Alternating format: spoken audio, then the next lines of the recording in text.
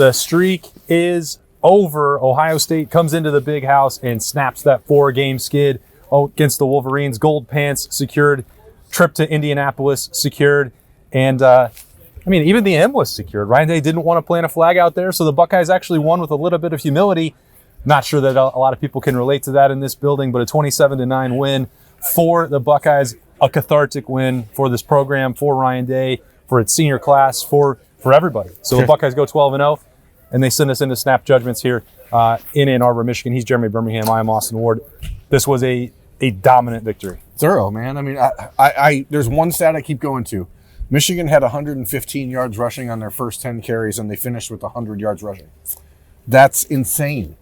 And I know some of that is because Jordan Marshall clearly trying to tough his way through an AC joint separation in the shoulder, couldn't go. They took him out after the first drive. He didn't come back until the second when the game was pretty much already over, and let him get hit up a couple more times before he had to leave the game again. But this was dominant from Ohio State, and it was emblematic of a team that is just ready to answer people's questions. Like, there was a moment. I mean, Adam King talks about this on The Notebook. When you guys watch that later, you'll see it. But he and I were talking at the end of the first quarter, and it's like this felt a lot like the Penn State game in 2024, where Ohio State gives up a field goal and then all of a sudden an interception, and it's like, oh, here we go. And you're looking at potentially a 10-0 deficit in the first 5 minutes. Instead, the Buckeye defense holds. They fix the issues. I talked to Matt Patricia after the game. I said, what did you do? He said, just made a few adjustments. And then once you make a few adjustments, it apparently is easy. It's that easy? So, Bryce Underwood, welcome to the rivalry. Obviously, he was not up to the task of really giving the Wolverines a chance to win at quarterback. And I think we've all made a fundamental flaw. We've all committed a fundamental flaw. Okay. I was talking about it yesterday. I talked about it this morning on Pregame Keys. If Ohio State plays Ohio State's game, they'll win. If they play Michigan's game, they'll lose. And I think what we maybe are just completely failing to realize or completely ignoring is that this year's Ohio State game is what we saw. It doesn't have to be 400 yards passing and 80 yards rushing. And today was the best game this Ohio State offensive line has played, probably since the Tennessee game a year ago. But in my opinion, the best game that this group of 5 offensive linemen have ever played together. They were dominant. Julian Sayin was absolutely not bothered by anything. He didn't get touched today. He did not get sacked. The Buckeyes were running the ball. Bo Jackson, what a freaking stud, man. Like the way that he sees the field is really remarkable. This stutter step over here, by the way, it's unbelievable. Was absurd. I don't know any human that could try that other than like Braxton Miller. Yeah, and I'm like, well, he's going to take him down because any running back who stops their forward momentum is going to be tackled. And he's like, whoop, nope, I'm gone. He hit the old Ryan Day nitrous nos. Pretty special. And, then Jeremiah Smith and Carnell Tate played, and, they made an impact. Oh. Go figure. Each of them scored a touchdown, each of them unguardable by Michigan, which was kind of the thing all week. Like, Michigan does not have the horses to run with those guys on the outside, and if they were able to play, then they were going to provide some separation, and they did that.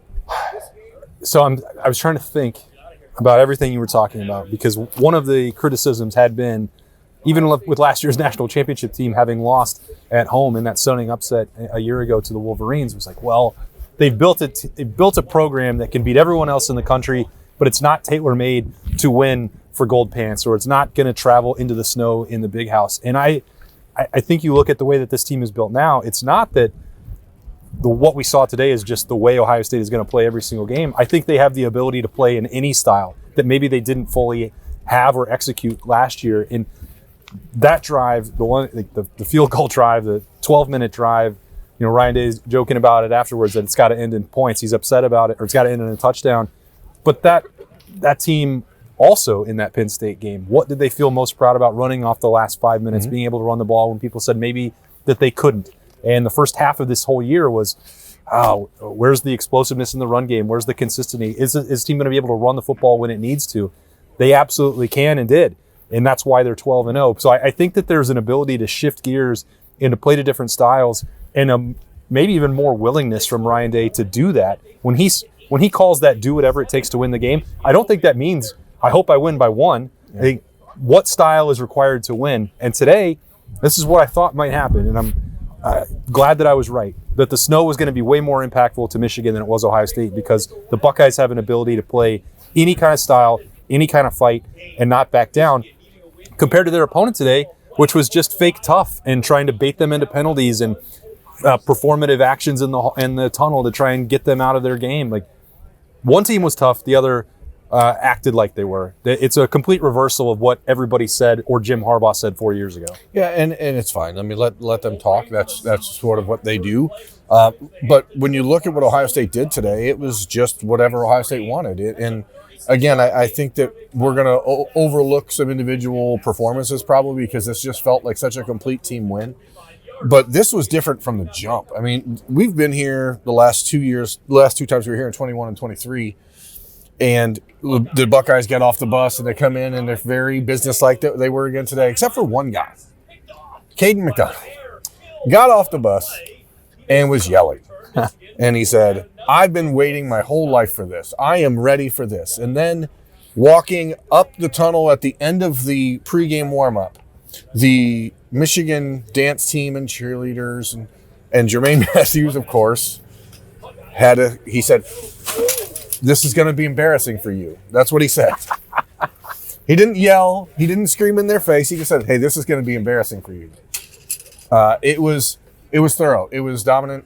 It was, I'm trying not to like dial into too many of the little things. Ryan Day, Dial into them. That's what they're this for. game started. Don't forget about them. Before this game started, Ryan Day walked out of the tunnel, and the Michigan faithful were there yelling at him, cussing at him, throwing stuff at him, calling him names.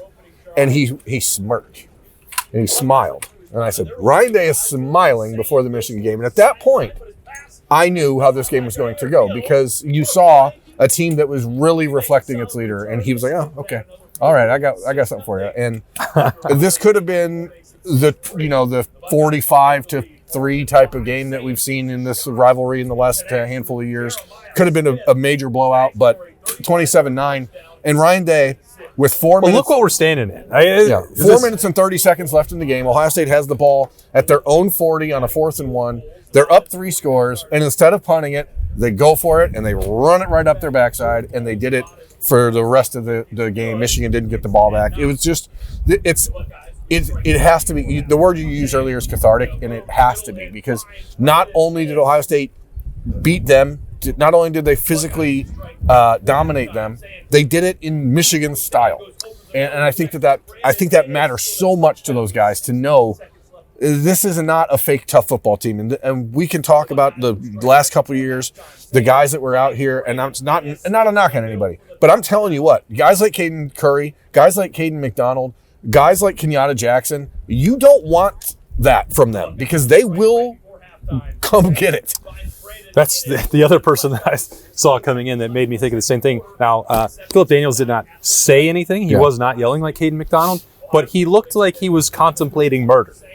He was as angry and fired up and low-key as you could possibly be. And you've made this point a couple times already. That was the best performance from the Ohio State offensive line that we've seen in quite some time.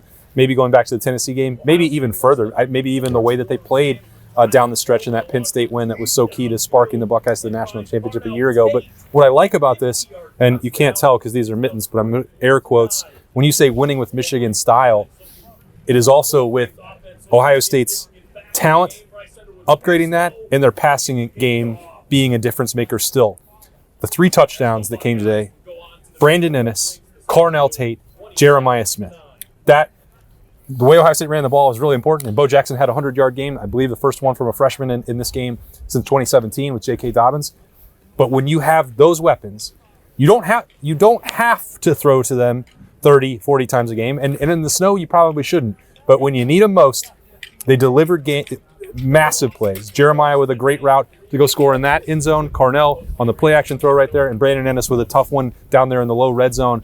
I mean, that's why you recruit 5-star wide receivers. That's why they come here, and then they delivered in a game that meant so much to them. And it's 3 guys who played their high school ball in Florida, and a quarterback who played in California. So the point is that you can win with these guys, even in this weather, even in Midwest football. And I said it 4 years ago after this game when the weather was kind of like this. Yeah, and I got a lot of flack from fans of the team who play in this building regularly because I said that I would like to see just 1 2-year stretch where the Iron Bowl has to come play in Columbus and Ann Arbor. Yeah. And Ohio State and Michigan can go play in Alabama for just one at home. Yeah. And see how they like it, because this is not fun. Like, this is not good out here. I was told that fun is kicking ass. Yeah, well, Ryan Day had fun today. And it wasn't just him. This was a masterpiece performance by Tyler Bowen. I thought it was Brian Hartline's best called game of the season. I thought he was innovative. I thought he was smart. Multiple quarterback sneaks just to keep the ball moving. Like that's the stuff we've been begging for all year. Like, if it's 3rd and 1 and you've got Nate Roberts back there, they put Caden McDonald in the backfield for a fullback play. I'm sure that made you feel good up in the press box. I was really excited. And also, what did they review? CJ Donaldson absolutely scored.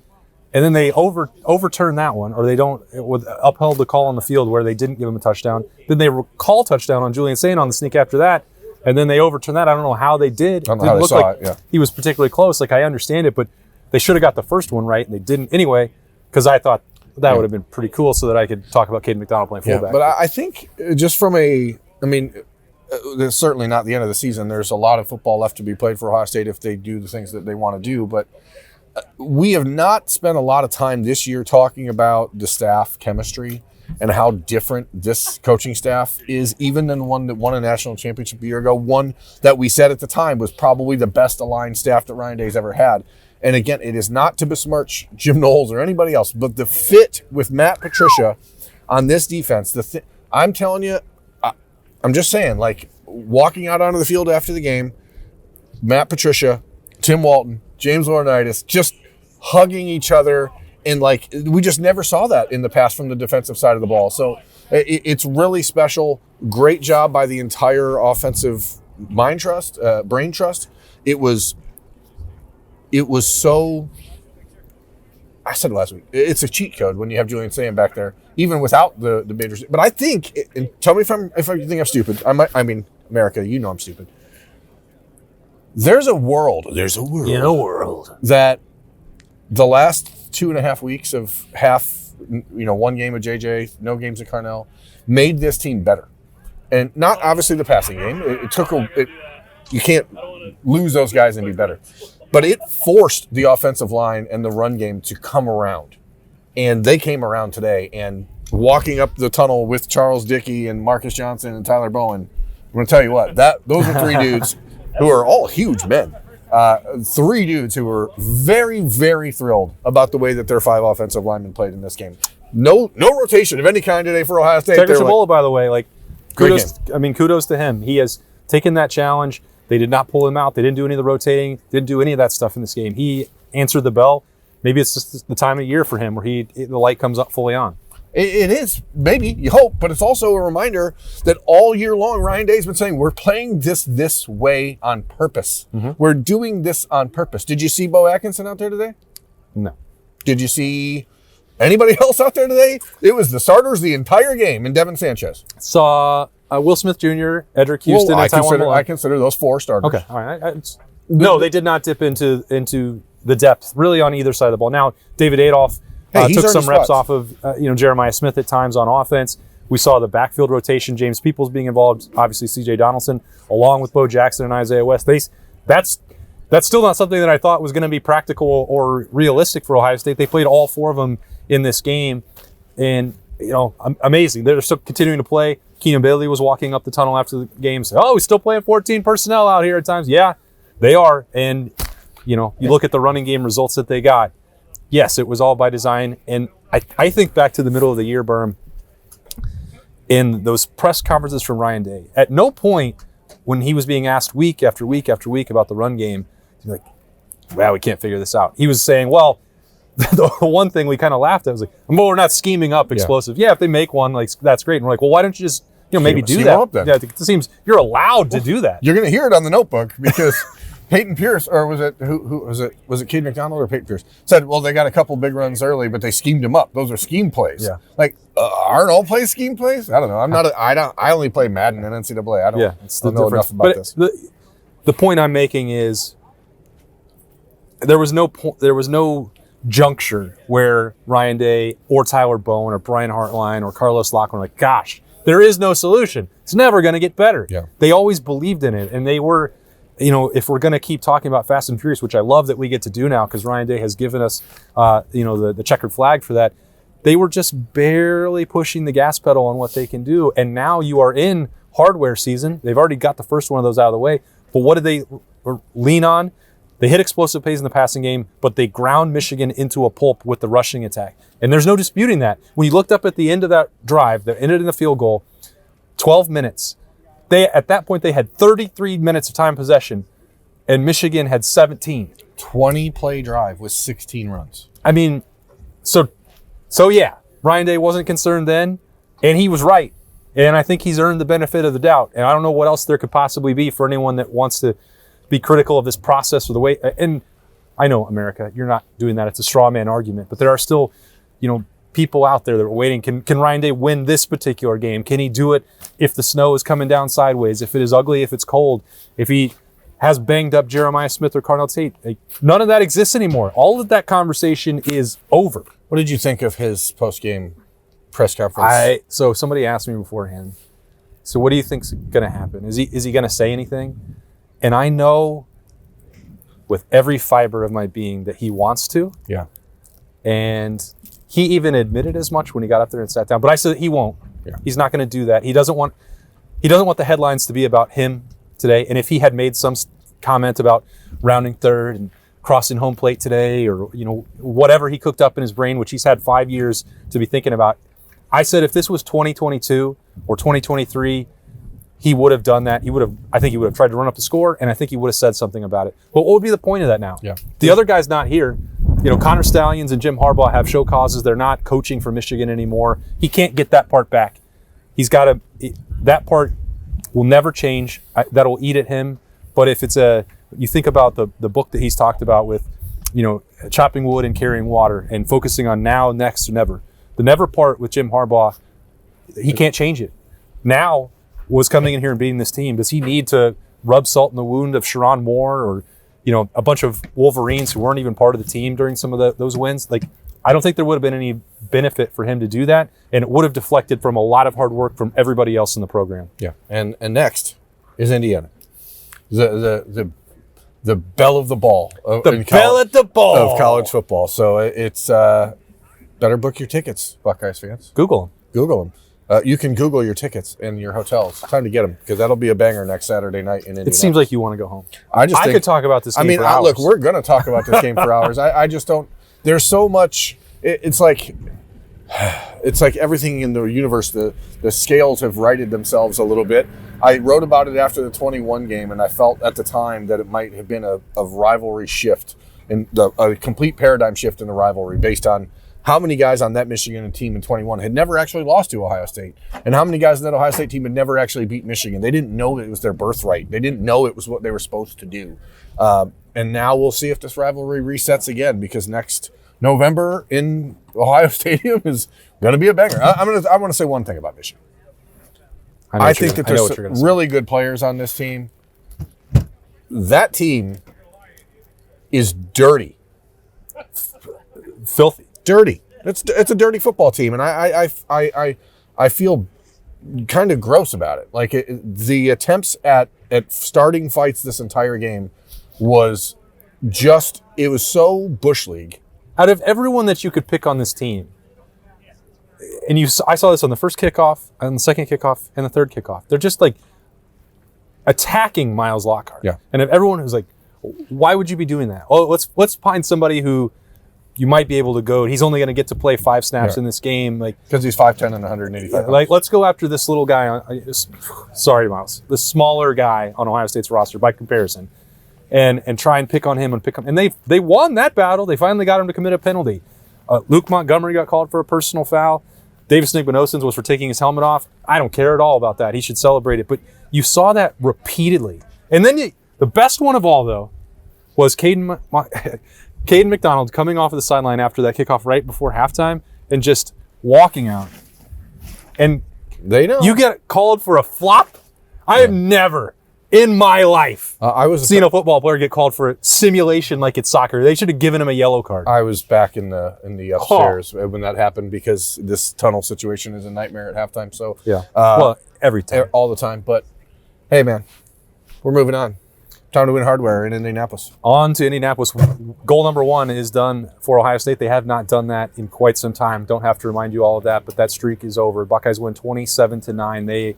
They're not the East or West champion. They are just going to Indianapolis to play Indiana for the Big Ten championship next week. How's Indiana going to put up a banner next week?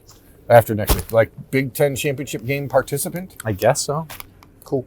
I mean, was that already your prediction? You know, Buckeyes are winning next Saturday night too. I mean, you're jumping all the way ahead to Freaky Friday. Look, there's a lot of conversation about Indiana ahead. They're a fine team, fine football team. Okay, so are the Buckeyes. They are 12-0. They are number 1 in the country. They have clinched some gold pants, and they are barreling into the Big Ten championship game full of confidence. And hopefully they are already on their flight out of here because this snow is miserable, and so are the Michigan fans in the Big House after what they witnessed today. No touchdown. We glossed over the Silver Bullets. I have to say one thing, and it's probably won't even get acknowledged by him because, well, I don't think he would watch our show. My nephew, I have one small segment of my family that is Michigan fans. It's based from my brother-in-law and his children. Mm-hmm. I saw Isaac on the big screen, and I was like, what the heck? That's my nephew up there. And he just happened to be in the crowd. And I'm like, so Isaac, if you're watching, enjoy your drive home.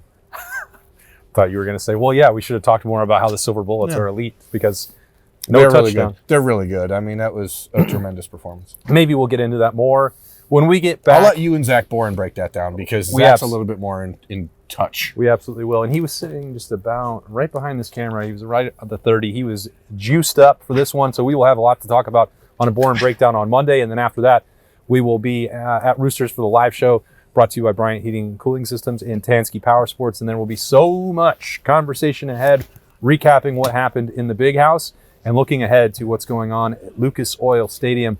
It's going to be fun. Here we go. Keep buckling up, folks. Thanks for joining us on Snap Judgments. Hope you enjoyed your Thanksgiving weekend and your game rivalry weekend. I'm pretty sure that Birm did. I enjoyed covering it. And on to the next one. He's Jeremy Birmingham. I'm Austin Ward. So long.